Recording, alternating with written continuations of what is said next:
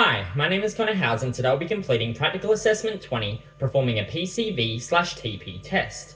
Before I've begun, I've washed my hands for at least 20 seconds under warm soapy water and I have applied minimal PPE, being disposable gloves. I have correctly gathered all of the appropriate equipment required for today's test, that being a refractometer in the manufacturer's approved case with some distilled water to calibrate, a kidney dish to drain into, a plasticine tray, 2 microhematocrat tubes, as this would be needed to average out the PCV result, blood collected in EDTA anticoagulant tube, a microscope slide to score after centrifugation, a PCV test reader, Kimtet wipes, and a centrifuge.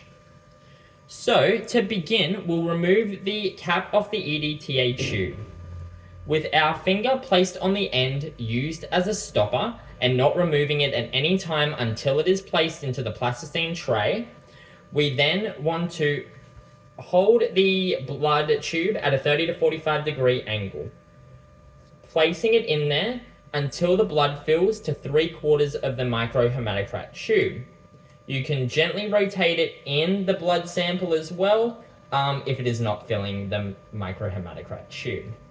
Great, I am very happy with that. We are at 3/4 of the way. I have not removed my finger off the end at all. Placing it into the plasticine tray until we hear a clink, which I hear, and we can remove that one there. That one is all done, and now we will do the same here for the second microhematocrat tube. Again, not removing our finger off the stopper in any way, and placing it into the plasticine tray until a clink is heard. I can now remove my finger off the stopper. I'll place the lid back on the EDTA tube, and using a chem wipe, I will wipe over both PCV sticks to ensure that no residual blood remains. Our clinic uses the VET1 mini centrifuge here. To begin, you want to remove the plate, have the plate inside of the centrifuge here, removing the lid. Then you want to have the plasticine must be facing the outside of the centrifuge. If not, the PCV blood will spin throughout the centrifuge and your tests will need to be redone. Now, placing the PCV gently on the outside. You can see that I have correctly loaded in both microhematocrat tubes here, having the plasticine side placed on the outside here, and the centrifuge is balanced. We will now place the lid on top, making sure it clicks shut and is in place. We'll close the centrifuge there. As per our clinic policy, we follow these recommended instructions. So as we're doing PCV, we're doing it for 1000 for 5 minutes. Make sure that the correct setting has appropriately been set, and we can start. So we are back in the lab now after the centrifugation process has been complete, and now I'll remove the PCV test from the centrifuge and we'll read the PCV result. So to do that, we want to open the centrifuge carefully, removing the internal disc. Being very careful and gentle when removing the PCV tests out of the centrifuge, making sure that it does not come into contact with anything that may be contaminated. And we'll place the internal disc back inside, close the centrifuge, and that is ready for its next use. With the bottom of the red blood cells placed at the 0% line, and you gently want to roll the PCV stick until the plasma lines up with the 100% line, as it is there.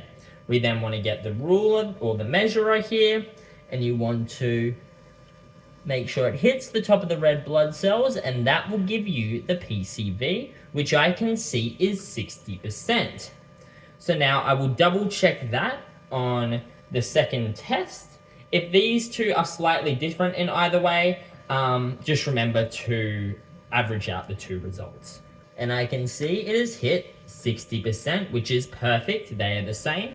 As you can see, the top of the plasma is reaching the 100% line, the bottom of the red blood cells has hit the 0 line, there isn't in line with that one, and then we have the PCV result being 60%. Now, I'll take note of that PCV result, and after completing the test, I'll note the PCV and TP result down on the patient hospital chart and the patient electronic file on EasyVet.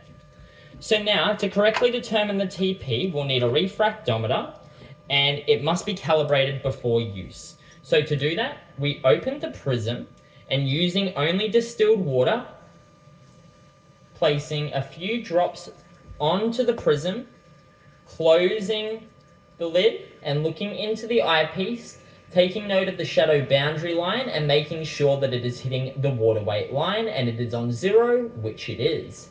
That is perfect there. So I will clean it off now using a Kim wipe to remove any residual distilled water or any residual samples that may have been left on from a previous patient. That will get discarded now in the general rubbish bin.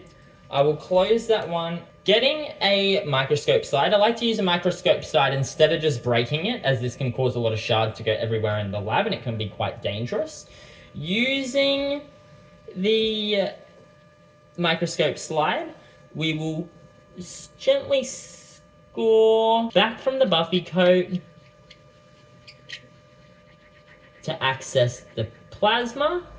Then in a clean break, we want to discard the red blood cells into the sharps container. Opening the refractometer, you would want to open the prism.